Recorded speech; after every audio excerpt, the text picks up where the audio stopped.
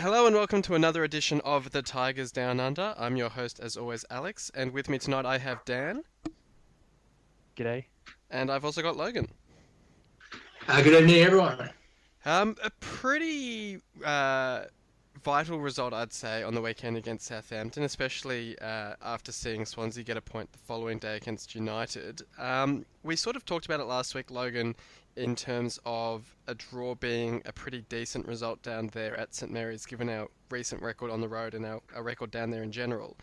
But we really started the game quite well with Grzycki hitting the post in the first half.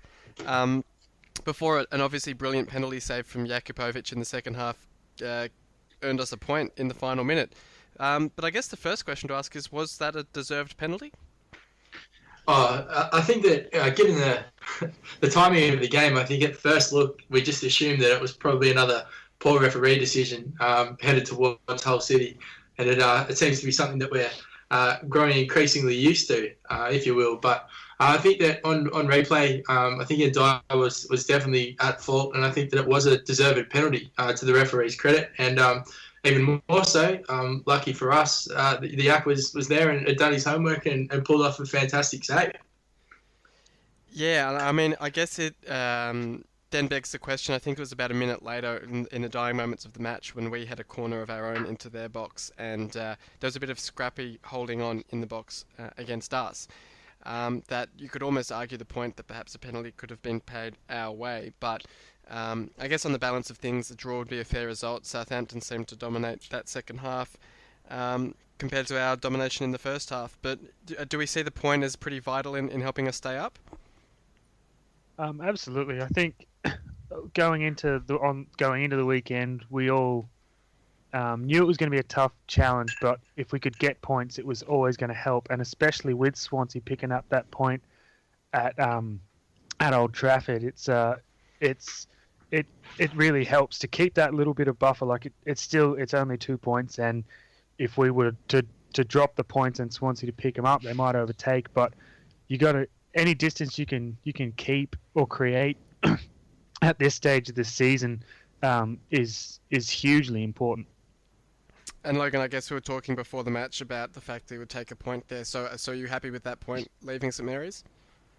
Yeah, I think given the climate at the moment, I think if we had have known, obviously in our crystal ball, that Swansea were going to take that point at Old Trafford, we probably would have, or certainly would have been more happy with the 3. But I think to go away in the Premier League, particularly with the away form record that we have, I think that just getting that point for the feel around the camp is a step in the right direction, and I think it'll certainly encourage the players looking ahead to the Crystal Palace fixture.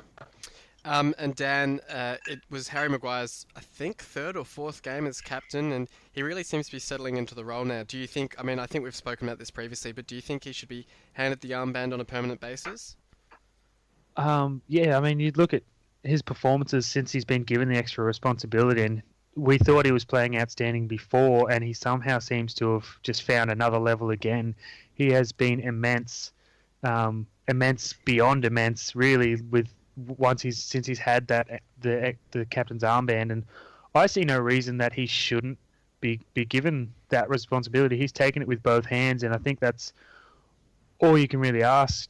The only reason we've been changing the captain so far has normally been through an injury or a suspension, and in every circumstance, the player who's basically been given it in the absence of the former captain has basically then gone and held it until they themselves were unable to hold it.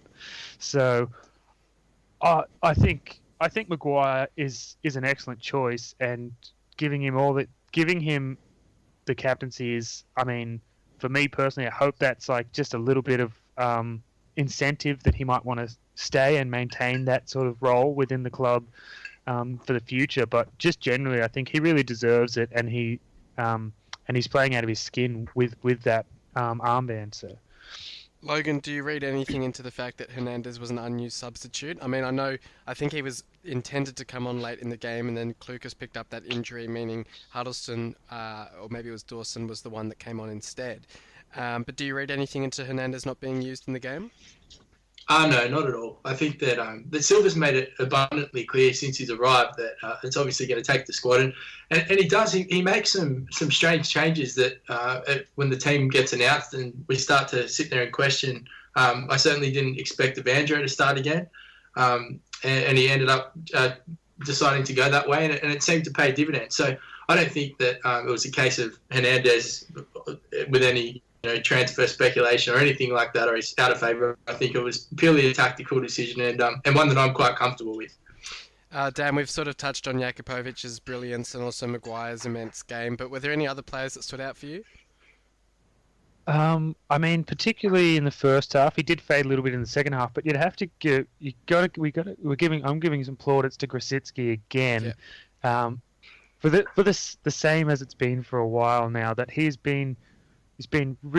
stepped up in the last few weeks, and he's been performing immensely and giving good balls or getting into the right positions, but still is unable to break the duck. But I mean, he came as close as you could get with that free kick.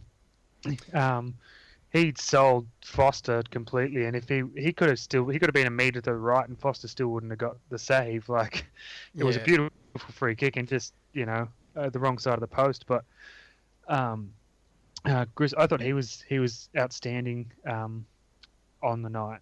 Yeah, well, I mean, it was interesting. He had that interview with the club before the game about how desperate he was to break that duck, and you could really see it in the way he played, especially probably in that first 10 or 15 minutes in particular. Logan, was there anyone else that stood out for you? Yeah, for me, Markovic again is coming along leaps and bounds and just really seems to have found his feet. I know that I don't mean to keep harping on about it because I think that we've given Robert Snodgrass far too much attention, but obviously there was a very doom and gloom feel when he was sold, but replacing him with the wingers that we now have in Grosicki and Markovic has brought a real excitement to the way we play and to the style that Silver's brought to the KCOM.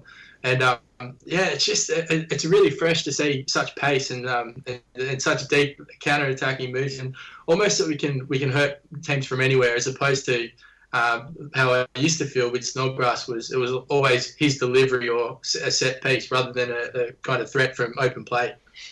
So I guess it's a vital point, and we touched on at the start of the podcast that Swansea picked up a point away from home at United. So we'll talk briefly about that game and the repercussions that has for our season in particular.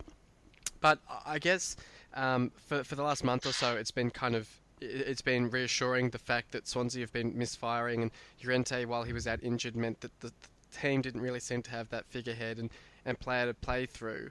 But now that he's back and presumably starting to find his feet again, as well as Sigurdsson finding the back of the net with his free kicks, is it a bit worrying that they're sort of hitting form at this point of the season?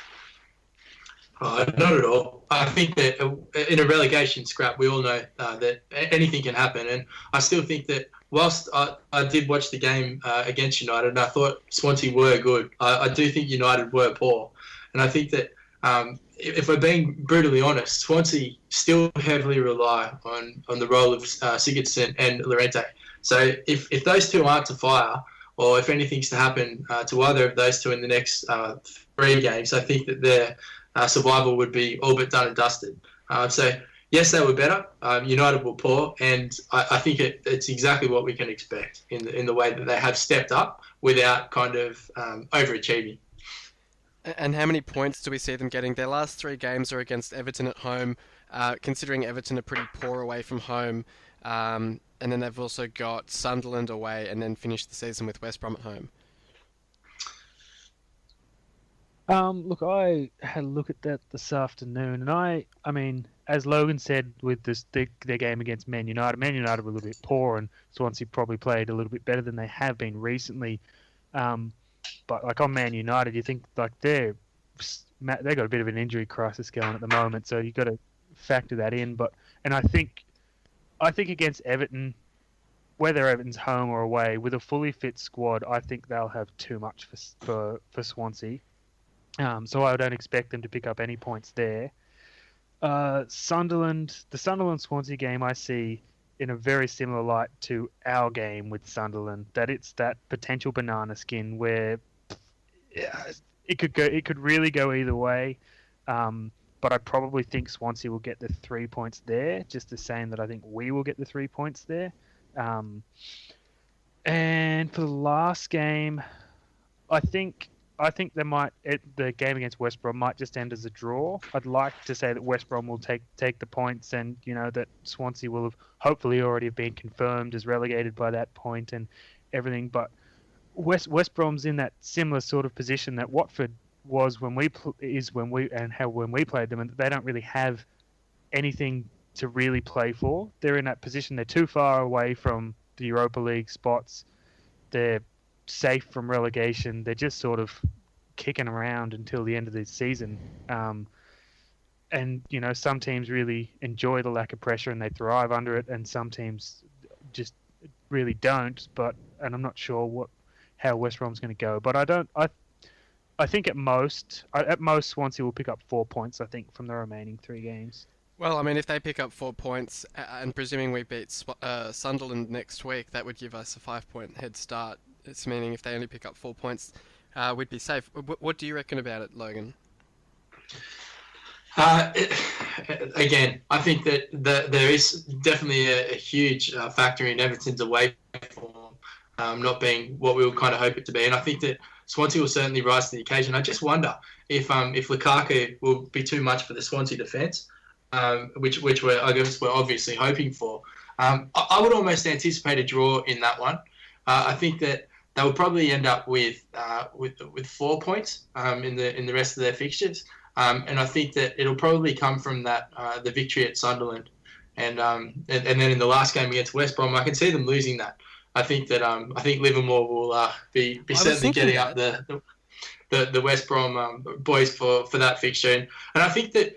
Also, on the last day, if it does come down to that potential situation where Swansea do require a win, I think that with the way West Brom play, they are a very hard team to break down, and I think that might be somewhat of a frustration. And it may just get the better of them with Swansea kind of trying to overplay their hand. But either way, that would make for a very tense final day. Yeah, and that's a great point, and I do wonder if the Livermore factor will come into play, because I had that thought occur to me the other day that Jake might well fire up his teammates and try and get them fit and firing against Swansea. And as you say, another great point is if Swansea do kind of commit too much to attack against West Brom, whether it sort of exposes them on the counter, because West Brom do have pretty pacey wingers in the likes of Chadley and McLean as well. So, it could be a really fascinating game. And if it does come down to the final day, I think we would have to rely on them dropping points there, because the game against Spurs will be particularly tough for us. But that's still to come for us. And the other interesting point before we change topics is, I had it pointed out to me, I mean, if we beat Crystal Palace in a fortnight and Swansea and us both beat Sunderland, Palace all of a sudden, their final 3 games, United, Man City and us, it suddenly, if they only pick up, say, 1 or 2 points from those 3 games, really could find themselves in a bit of trouble. Yeah, and certainly if Palace don't manage a victory this weekend and we happen to beat Sunderland, we sit 1 point behind them with obviously the trip to Selhurst Park. So if we were to potentially beat them on the day, we would jump them heading into the final week. Yeah, so it'll be quite interesting to see how it all pans out. With 3 games to go, it's pretty fascinating to still have so many permutations possible. A couple of permutations that we're hoping won't be the case in the summer was a few rumours coming out today about Marco Silva and his future.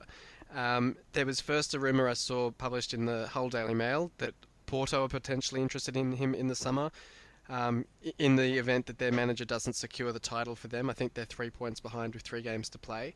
And then the other rumour, more recently, I saw him linked to Southampton potentially. So I tend to think there would be more likelihood of him going to Southampton because it does seem that he's very passionate about getting into the English game and staying in England. I mean, he learned English while he was at Olympiacos and he quit that club with a view of coming across to England. So even with the lure of Porto being such a big club in his native country, I do tend to think he'd be more inclined to take a bigger job in England. Though, of course, he may well see going to somewhere like Porto as sort of brightening his CV for an even bigger job coming back to England afterwards. So you never know with that. But obviously, our hope is that he puts his head down and stays with us for at least another season to really show what he can do with us. But I'll start with you, Logan. What have you made of these stories coming out today? Look, it's only very new. I read the read the reports late this afternoon, but I think that we would have been naive to expect there not to be any interest, given the way he has adapted to life in the English Premier League. I know that obviously he had his critics before he even had the first game. And it was very outspoken in England that Merson and some others were very unhappy with his appointment and thought that it was kind of a disservice to the English managers to appoint him, given the other options that were available. We know the rest is history with the way that he's adapted to the game and given us a fighting chance. So there was always going to be interest. I think that it's coming out now, and Southampton, I certainly do think would be a much more likely suitor, given the things that you've mentioned. I still do think that, given the fact that he's only been with us for half a season, that he may still feel the sense, particularly if he does keep us up, that he's got a little bit of unfinished business that up in East Yorkshire.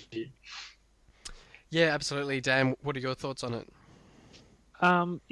Yeah, pretty much. I would same as what Logan's saying, that obviously, when you're successful, whether that's as a player or a manager or whatever, success breeds confidence and success breeds interest in the football. So, I mean, I sort of at this stage, I am just sort of taking it, on face value.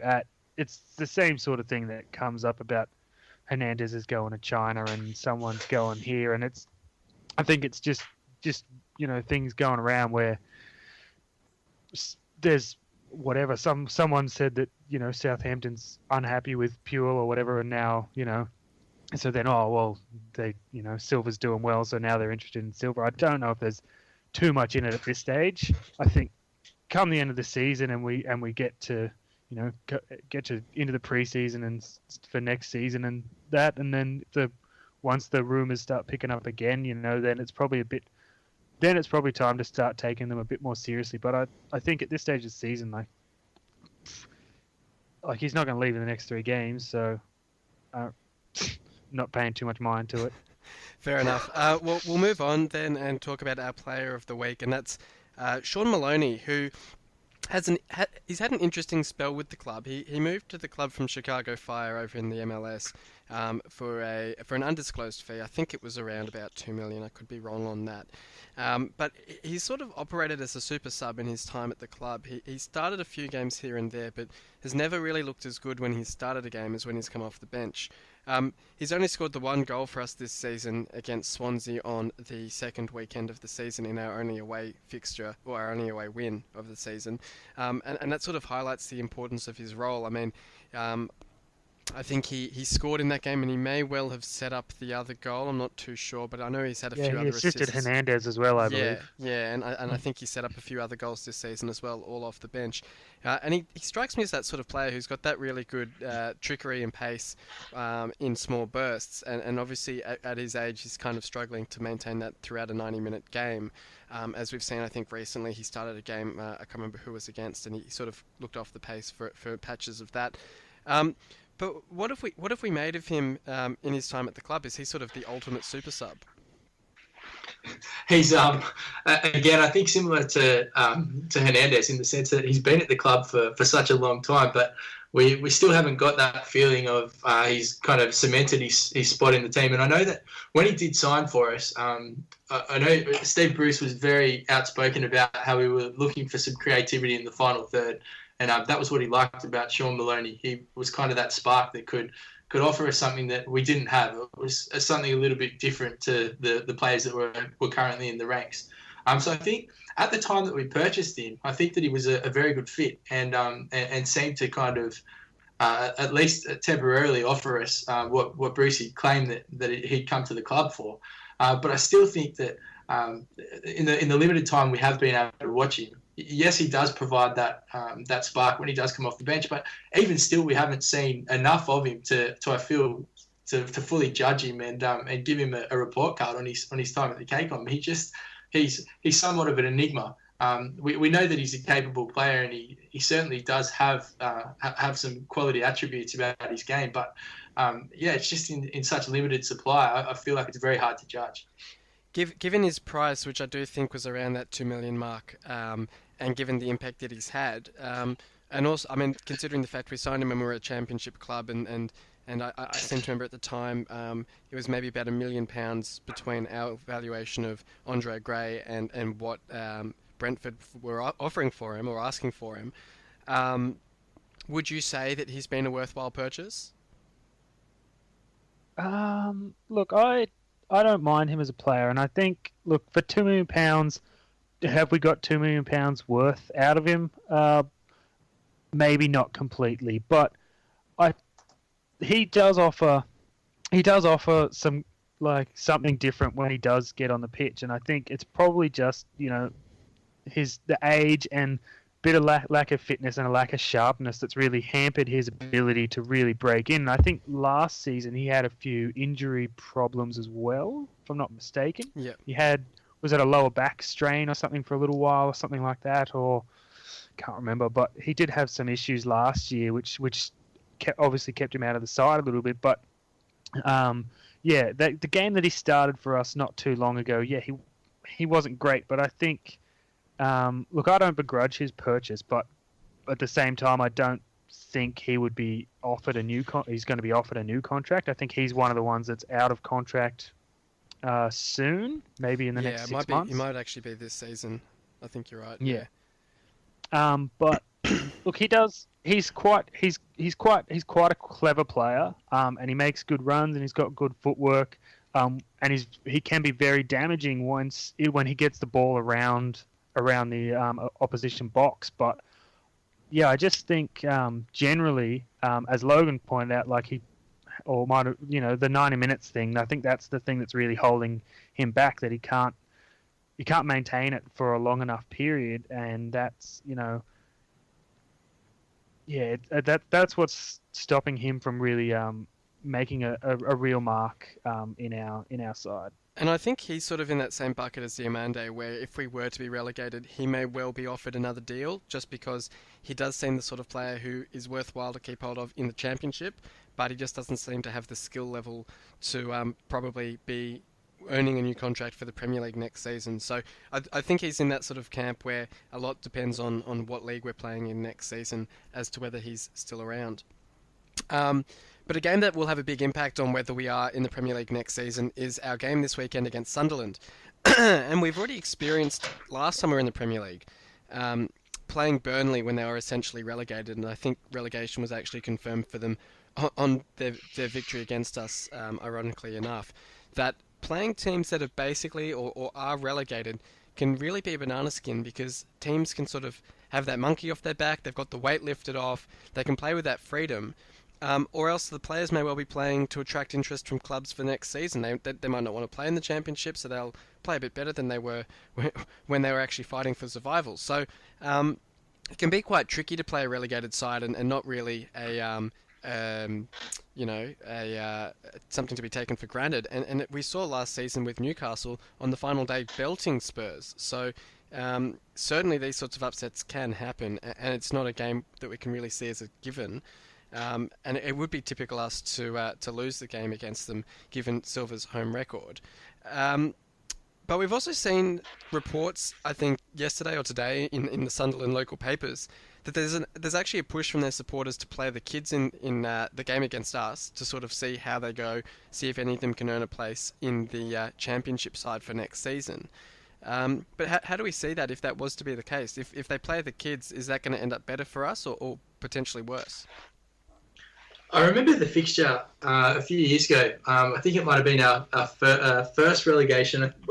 From memory, we played Wigan, perhaps, and I think the game essentially ended in a 2-2 draw. And I remember we went down the same route, and I think that it might have been Atkinson and Cullen that were given the nod, and there might have been one more. Scored, yeah, and I just remember there was a vibrance about the way that we looked that hadn't been kind of present in the weeks before. And I remember at the time thinking, why wasn't this considered a little bit earlier in the kind of running, and maybe we might have been somewhat of a chance. So I think that there is certainly alarm bells that stuff does happen.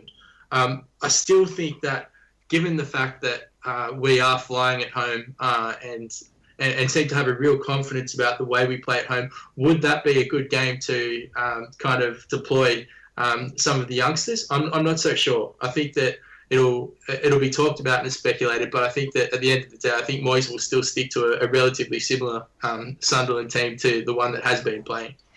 And Moyes, of course, has met with the CEO and the chief executive up there, and he's been talking a little bit about potentially resigning. I think with some of the discussion about the situation behind the scenes there.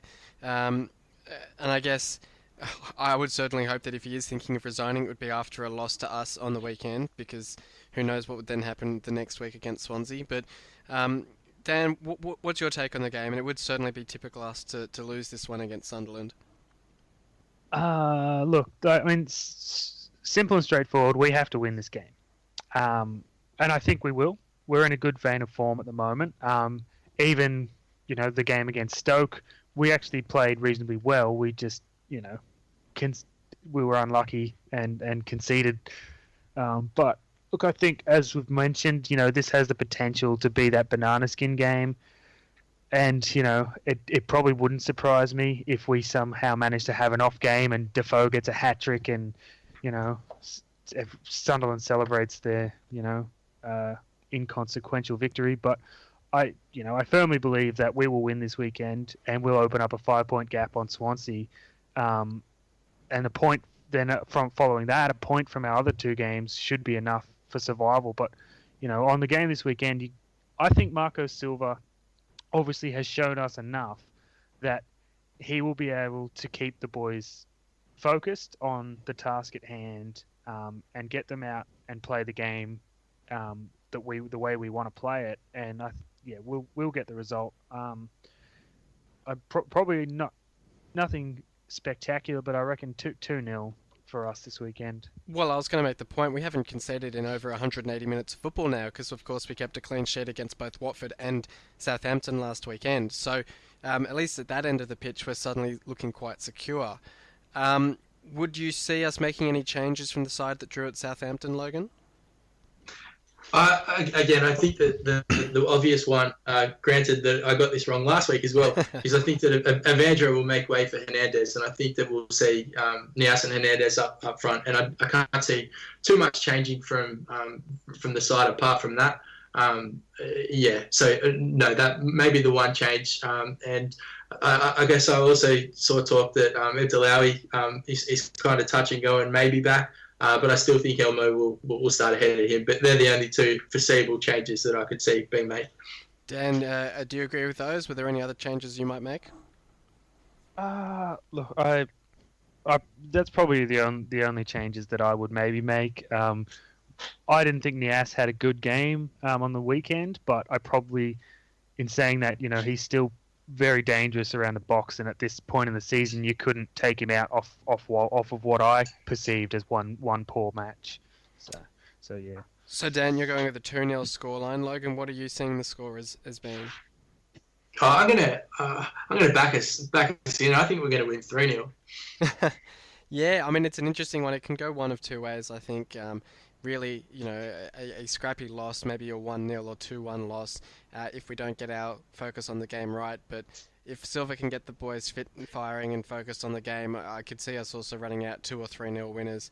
Niasse seems to have a bit of Vinaldum about him. He can only score goals at home, it seems. He's, I think, scored all of his goals, including in the Cup against United, he's scored at home. So I reckon I can see him on the score sheet on the weekend, and perhaps Hernandez joining him.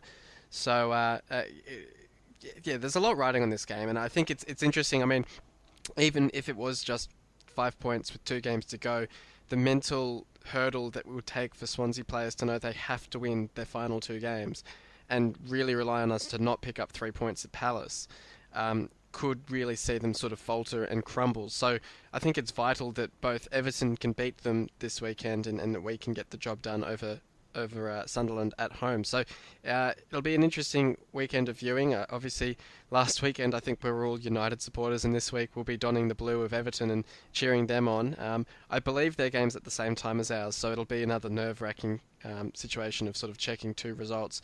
We've had a few mini final days now, and I think this one will be just the same. But thank you both for coming on. Thanks, Dan. Thanks, Logan. Not a problem. Yeah, Thanks. no worries. I've missed the last couple of weeks, and I was keen to get back on. Yeah, good to have you back on, absolutely. And thank you everyone for listening in. Hopefully we can get the result on the weekend. Come on, City! You've been listening to the official Hull City Australia podcast. For more discussion, join us on Facebook in the Hull City AFC Australian Supporters Group, or follow us on Twitter at Hull City AFC Oz. The music was created by Amber and Black. City's on fire. We're going higher and higher. There's no turning back 'cause you're out.